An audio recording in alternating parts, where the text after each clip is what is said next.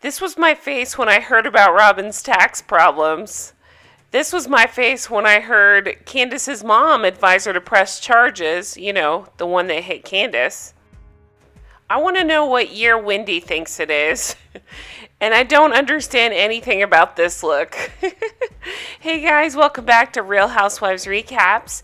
Today I'm covering Real Housewives of Potomac, Season 5, Episode 11, Taxing Times and Blurry Lines. Wow, what an episode. So it was a little bit slower in parts, but the parts we did get, woo, juicy. So we will be getting into it all. We'll be going over what the heck's going on with Robyn's taxes and everything else going on this episode. So let's get into it. Hey guys, I just want to take a second and say if you're enjoying this show, please check out my Patreon. Go to patreon.com, search Real Housewives Recaps, or check the comments below and I'll put a link.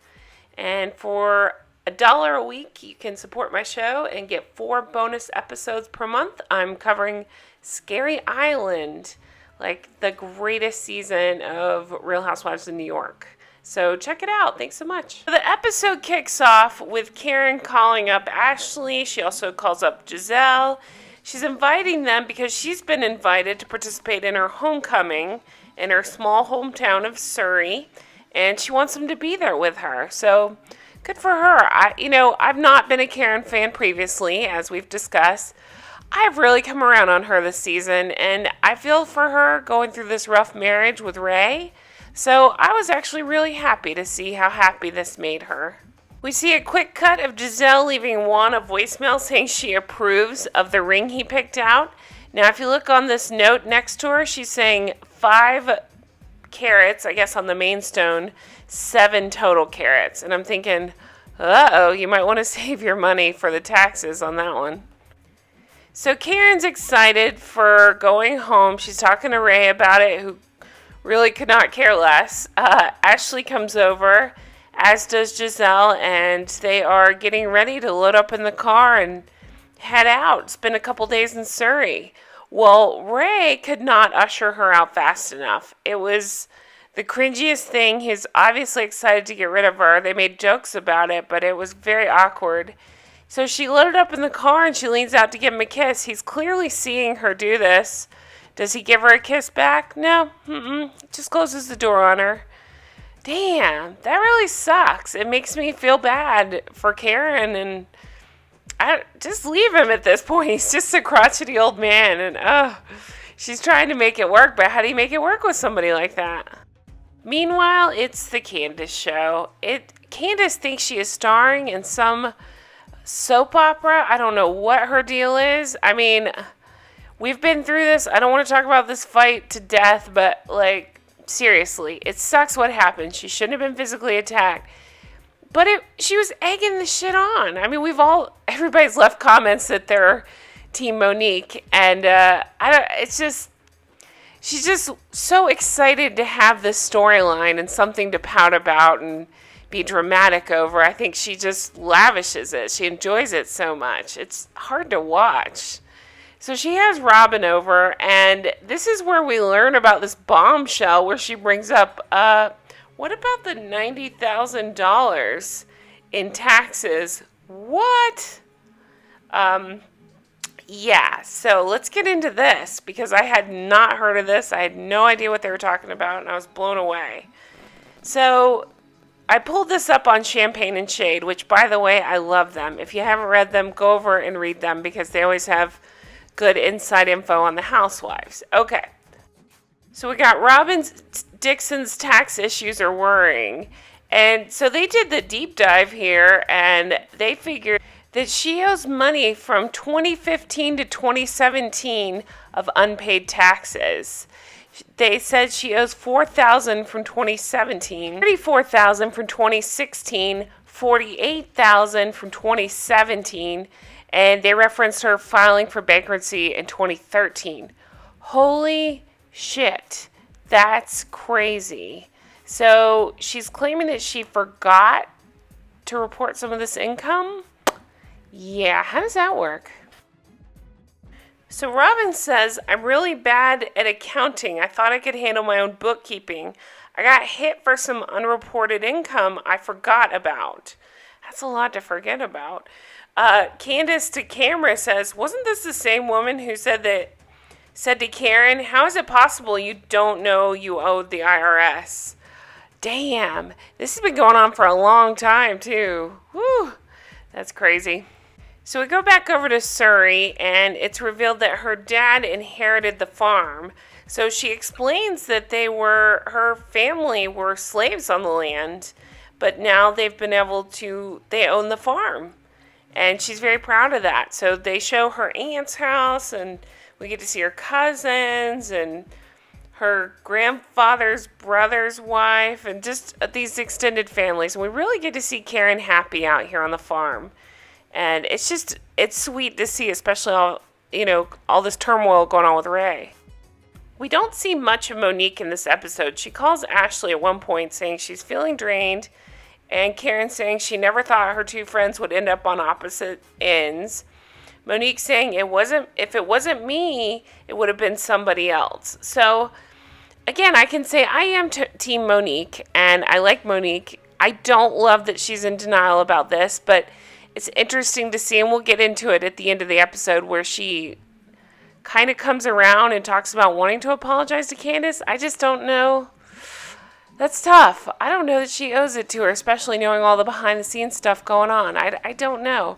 Maybe she owes her one for getting physical, but Candiace, she's not innocent in all this. So Wendy's got this look going on, and I really don't understand it. I don't understand it at all. She dresses very strange. I pointed out last week, too, about the 80s look, and I had so many comments on that, on how horrible it was. But, okay. So we get to meet Wendy's big sister, Ivy, and Ivy's a surgeon. Wendy's struggling about not wanting to go back to being a professor, and she wants to leave to focus on political commentary, and she's scared of her mom. She's scared to talk with her. She said, basically that her being a PhD and her sister being a surgeon gives her high standing in the Nigerian community. So they role play about how to tell her mom she's leaving her job. It's hard for me to care about this stuff. It really is. That's all we see from Wendy is this career stuff, and I'm not loving Wendy yet. I'm just not. I'm trying, but I don't love her yet. Then we see this very weird scene of Juan. Now, Juan looks fantastic. I actually love this hat on him. I think he's so cute. Don't love the beard. Okay, so he's sitting here, and Robyn, in an effort to prove she's less boring, maybe, comes up with Tatiana, this alter ego, and he's Dylan. And she's got in this horrendous wig and all this eye makeup, and it's so cringy. She's picking him up at a bar, and that's fine. Do what you gotta do, but to see it on TV is hard to watch. So in the middle of this date night, this tax thing comes up again, and she's saying she talked to the agent about the situation. She has to submit some paperwork. Then she won't be in the situation, and awkward. Back at Karen's farm, we get to see that Karen is in this parade, and it's sweet. She gets to ride on the back of this Bentley and wave at everybody and throw candy and shake hands, and it's sweet because I'm happy she's happy, and she truly seems happy and more carefree than she has for a long time. So I do think it's interesting. I believe it was Gizelle pointed out, like, she didn't even invite Ray, but she invited us, so that should say something, I guess. And then we see this monster, Dorothy. I would be fine if we never saw Dorothy again. I don't know why they keep bringing her back. So she and Candiace are going to this dog adoption place, and it's all just a setup to talk about poor Candiace and what a victim she is. Again, she's in her own little world on her own little soap opera, and her mom, who also hit Candiace, is helping feed into this. So she says, "This is what our attorney's for. You should press charges." So, of course, Candiace, we're going to see what happens there, but big shocker, she presses charges. Side note, Monique ended up pressing charges too, and they both got their charges dropped. So nothing ended up coming for either one of them about this. Meanwhile, we go to church, which is where a lot of them need to go. It's a sweet moment. Karen is reminiscing about her parents. This church always meant a lot to them, and she was feeling like her parents were there with her. She leans on faith during her tough times, and it was nice. It was nice that Ashley and Gizelle were there to support her, and I think it meant a lot to her. She seemed touched by it, and I think she's just going through a lot with losing her parents and now this situation with Ray. And it was tough. It's tough to see. Then we go over to Monique's house and T'Challa. And I know some people are annoyed with the bird. I think it's hilarious that they subtitle him. Her pastor comes over and the first lady, that's what Monique calls her. And they're talking about this whole situation. Monique's saying she's upset because people are writing her off, and that her family is now feeling the weight of the stress. And they talk about the provoking, and the pastor encourages her that you need to be honest about what's going on in your own heart, and brings up the bullying she's gone through and stuff. I don't love that. I'm sure she has been through it, but I don't know that it has a place right here. Because it comes off as an excuse. And so that's kind of hard to see, and I'm sure people have stuff to say about that. But it was touching. She was crying. She said she does owe Candiace an apology. Again, my personal thoughts. I think she probably does on the physical aspect, but I have trouble. I can't say that Candiace was without blame. She wasn't. So then we get a flash to next week's episode, and it looks like there's going to be a celebration of, I'm guessing, Cameron, the baby, Wendy's baby. We see Ray saying fame and fortune has gone to Karen's head. Ashley's talking to her family about Michael's shenanigans. And then Wendy announces that Monique's been charged with a second-degree assault. So, yeah. Then we see this scene with Candiace and Gizelle. Gosh, I used to like Gizelle, but she's hard to watch this season with this fake. Oh, Lord, when she finds out that charges have been pressed. Now we find out that potentially Gizelle was actually involved in the assault. She was helping. When people slowed down the film, they believe that her hands were on Candiace as well. So, hard to say. So that was it for the episode. I enjoyed it. I'm happy to see Karen happy. Parts of it were slow. I can't care about Wendy yet, but the rest of it was great. Excited to see what happens next. And thank you guys so much for watching. If you enjoy the episode, check out my Patreon. It really goes to support the show. And for $1 a week, you get 4 bonus episodes a month.